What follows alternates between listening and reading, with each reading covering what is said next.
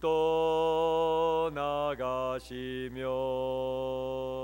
내 생명 헛되네.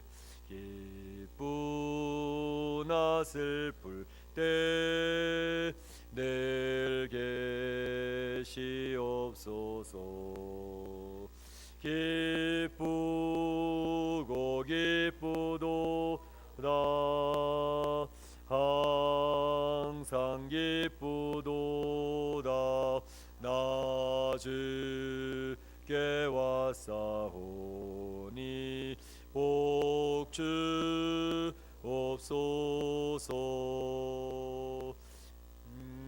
귀한 언약을 이루어 주시고 주 명령 따를 때 늘 계시옵소서. 기쁘고 기쁘도다 항상 기쁘도다 나 주께 왔사오니 복 주옵소서.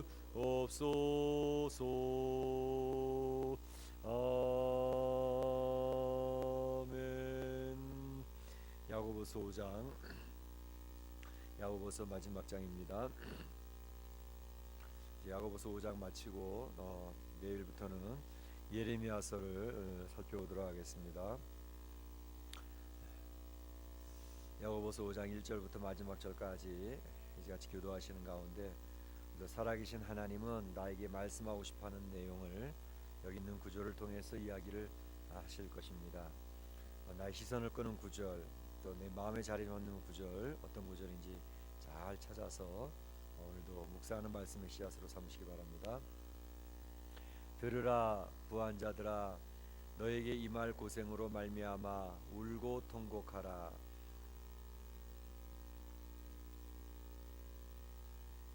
너희 금과 은은 녹에 쓸었으니 이 녹이 너희에게 증거가 되며 불같이 너희의 살을 먹으리라. 너희가 말세의 재물을 쌓았도다.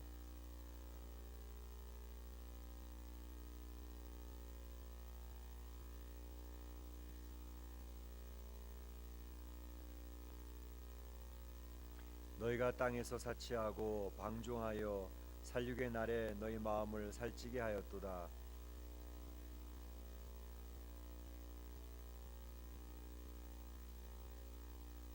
그러므로 형제들아, 주께서 강림하시기까지 길이 참으라. 보라, 농부가 땅에서 나는 귀한 열매를 바라고 길이 참아 이른 비와 늦은 비를 기다리나니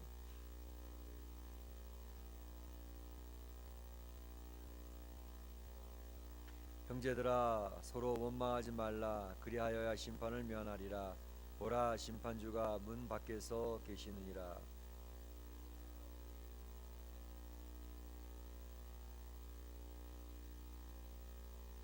보라, 인내하는 자를 우리가 복되다 하나니 너희가 욥의 인내를 들었고 주께서 주신 결말을 보았거니와 주는 가장 자비하시고 긍휼히 여기시는 이시니라.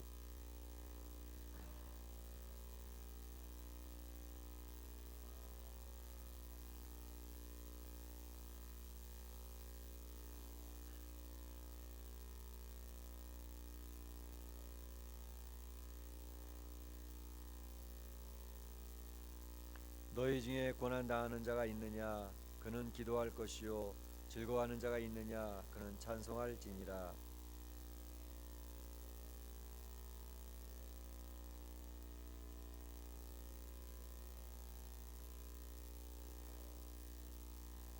믿음의 기도는 병든 자를 구원하리니 주께서 그를 일으키시리라. 혹시 죄를 범하였을지라도 사하심을 받으리라.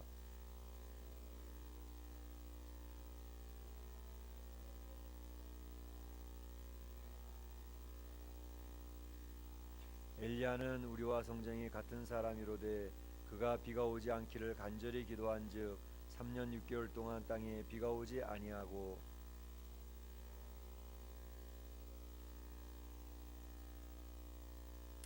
내 형제들아 너희 중에 미혹되어 진리를 떠난 자를 누가 돌아서게 하면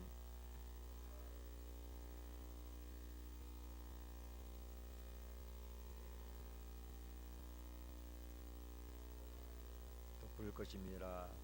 아멘. 야고보서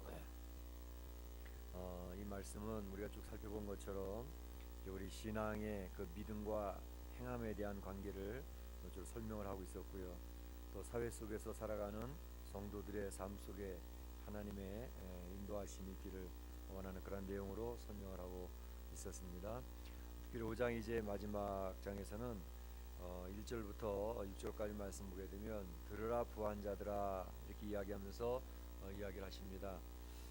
들으라 부한 자들아 하는데 여기서 나오는 그 부자에 대한 내용을 설명하는데 이것은 우리 믿는 성도들 중에서의 부자를 이야기하는 게 아니고 이 세상 믿지 아니하는 비그리스도인 성도가 아닌 이 부자를 이야기하고 있는 것입니다.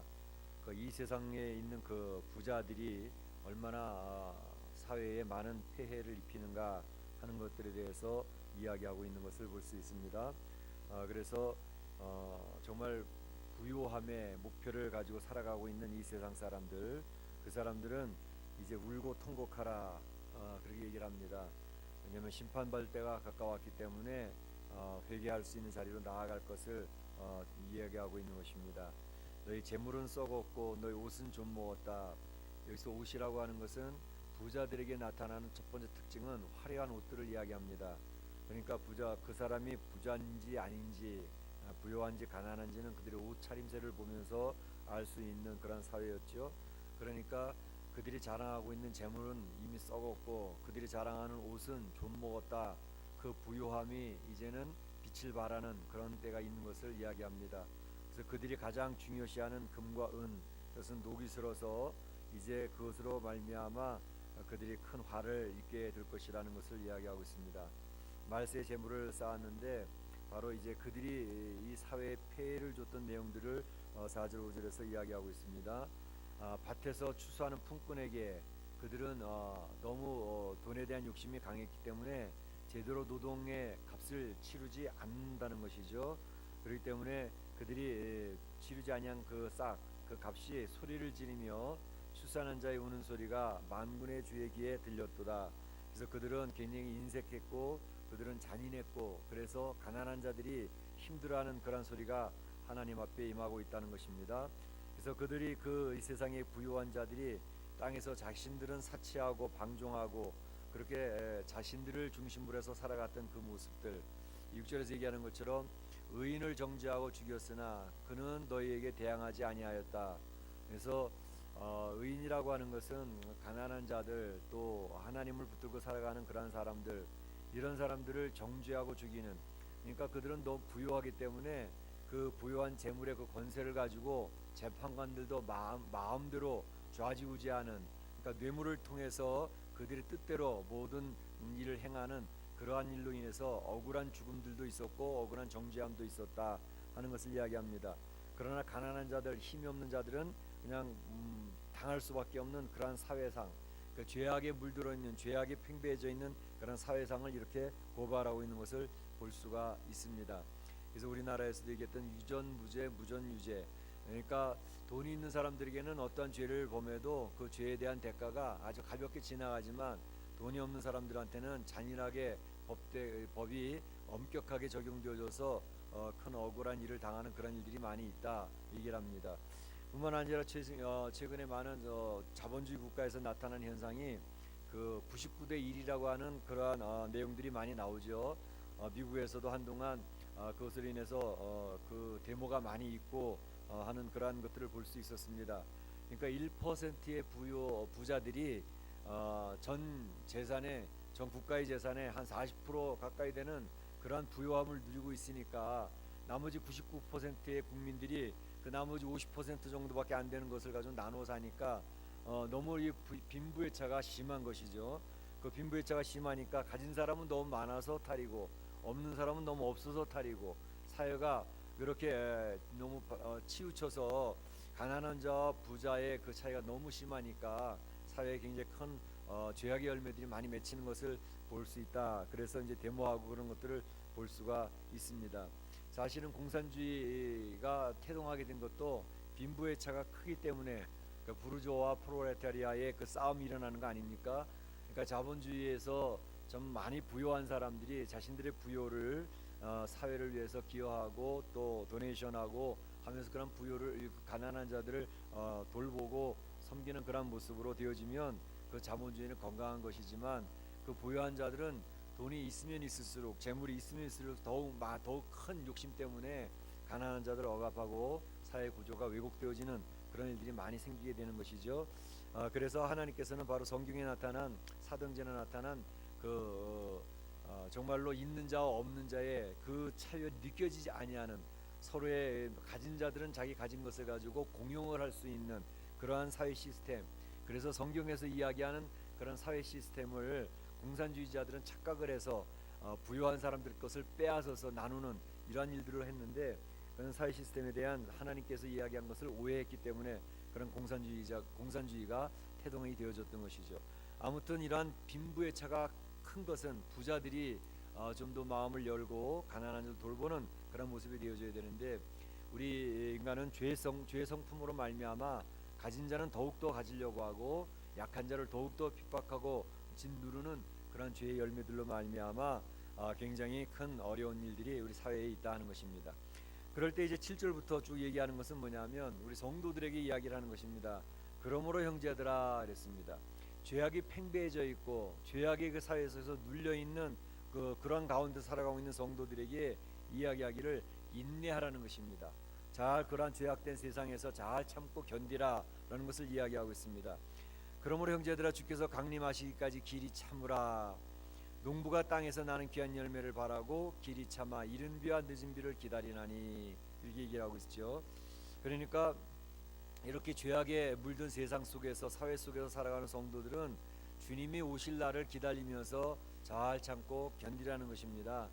하나님께서 열매를 맺게 하시고 또 그런 모든 것에서 이제 심판하시고 처벌하실 때가 있기 때문에 마치 농부가 씨를 심고 추수 때를 기다리는 것처럼 기다림을 통해서 잘 견뎌내라는 것이 잘 견뎌내라고 이렇게 얘기를 하고 있습니다.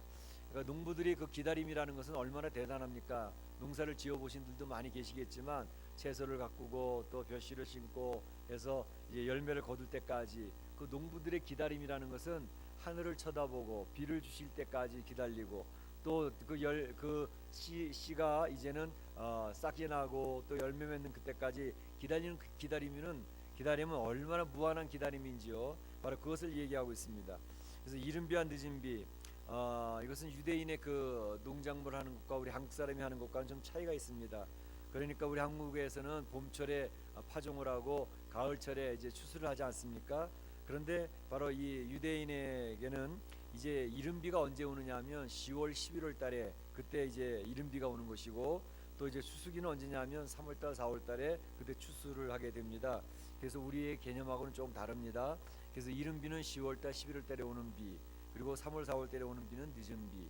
그래서 그 비가 적당하게 내려줘야 잘 결실하고 이제 농부들이 수확을 거둘 수가 있는데 그것처럼 농부들은 그때를 하나님께서 주시는 그때를 기다리면서 잘 인내한다는 것이죠. 그것처럼 우리 성도들도 이 사회가 부패로 만연된 사회이고 부유한 자들이 너무 가진 것을 통해서 가난한 자 압제하는 그런 사회이지만 잘 견뎌내라 이렇게 얘기를 하고 있습니다. 또 9절에도 보게 되면 형제라 너 서로 원망하지 말라 이렇게 얘기를 하고 있습니다. 사실은 이런 죄의 부패성들은 우리 성도들에게도 영향을 미치기 때문에 성도들 가운데서도 이런 세상의 가치관을 가지고 신앙생활을 함으로 말미암아 성도들을 서로 쳐다보면서 원망하기 쉬운 그런 때가 많이 있습니다. 그렇지만 성도들끼리 서로 원망하지 말라 이렇게 얘기하고 있습니다. 성도들이 서로 원망하지 않고 서로 배려하고 서로 위하여 살펴주고 돌봐주는 그런 것을 통해서 이러한 어려운 때를 잘 이겨내야 될 것을 이야기하고 있습니다. 특별히 고난을 당하고 있는 많은 성도들, 어려움 당하고 있는 성도들, 억울함을 당하고 있는 성도들에게 이야기하는 것은 선지자들이 고난과 오래 참음을 본으로 잘 삼으라. 선지자들은 얼마나 많은 핍박을 당합니까? 많은 고난도 당하지요. 그러나 인내하면서 잘 견뎌냈다는 것을 알 수 있습니다. 선지자들이 그 인내한 것처럼 성도들도 잘 인내하면서 이 죄악된 세상에서 승리해야 될 것이다, 이렇게 얘기했습니다. 대표적인 예로 우리 욥의 인내를 이야기하고 있습니다. 욥은 신앙생활을 잘했음에도 불구하고 세상에서 얼마나 힘들게 고생을 많이 했습니까? 자녀들도 다 잃고 재산도 다 잃고, 그리고 또 위로해준다고 왔던 친구들조차도 욥을 향해서 정죄하고 판단하고 비난하고 하는 그런 모습 속에서 욥이 굉장히 힘들었지요. 그러나 그는 참으면서 잘 견뎌냈을 때에 하나님께서 그 마지막 장에 보게 되면 그를 배로 축복하시고 그를 위로하시고 그를 축복하시는 그런 모습을 보지 않습니까? 그것처럼 욥이 이 어려운 세상, 불공평해 보이는 그러한 일들에 대해서 그 불공평에 대한 원망을 하지 아니하고 견디고 하나님을 바라보는 가운데에 마지막에 하나님께서 그를 인정하시고 그를 보호하시고 그를 축복하시는 것을 보았던 것처럼 욥처럼 잘 인내해서 승리하라, 이렇게 얘기를 하고 있습니다. 우리 사람이란 존재는 우리 스스로 무엇인가를 결단해서 또 우리의 뜻대로 할 수 있는 존재가 아니라는 것입니다. 이 세상을 이끌어 가시는 하나님의 뜻대로 하시는 세상이기 때문에 우리 성도들은 내가 무엇을 확실하게 할 수 있는 것처럼, 또 내가 모든 것을 주관하는 주관자인 것처럼 하는 그러한 모습을 보이지 않도록 하라는 것입니다. 그래서 맹세를 하면서 내가 분명히 할게, 확실하게 해줄게 하는 이러한 식의 맹세를 하지 말고 그저 겸손하게 하나님의 뜻이 이루어지기를 바랍니다. 그 하나님의 뜻대로 되어지길 바랍니다. 이렇게 하면서 하나님 뜻을 따라가는 그런 지혜로운 성도가 될 것을 이야기하고 있습니다. 특별히 성도들에게 얘기하는 것은 기도하는 성도가 될 것을 이야기합니다. 고난을 당하는 자가 있느냐, 그는 기도할 것이요. 또 고난 중에 있지 아니하고 평안 중에 있고 즐거운 중에 있는 성도가 있느냐, 그런 그 성도는 찬송할지니라 그랬습니다. 그러니까 성도들이 해야 될 것은 기도 아니면 찬송입니다. 그러니까 굉장히 힘들고 어려울 때는 기도하면 됩니다. 하나님 앞에 기도하라고 얘기를 하고 있습니다. 그러나 큰 어려움이 없이 평안함이 있고 또 모든 일들이 잘 되고 있으면 그 형통함 속에서 성도들은 그러한 형통함과 편안함을 주신 하나님 앞에 찬송하라, 이렇게 얘기하고 있습니다. 그러니까 우리 성도들은 늘 기도하든지 아니면 찬송하든지 둘 중에 하나를 하시면 될 것입니다. 특별히 어려운 가운데 있는 성도들은 기도할 때에 우리 세상에 힘든 것들이 질병들이잖아요. 그 질병, 병든 자가 있느냐, 교회 장로님들을 청하라 그랬습니다. 그래서 어제도 수요일날 우리가 이제 장로 직분에 대해서 이야기를 하면서 말씀을 드렸습니다. 장로의 임무 직분 중에 하나가 성도들을 신방을 하고 성도들 병든 자들을 위해서 기도해주고 성도들을 위로하는 그런 일을 장로님들이 하는 것이다, 이렇게 말씀을 드렸는데, 바로 본 성경에서도 장로님들을 청해서 기도를 받으라고 얘기를 하고 있습니다.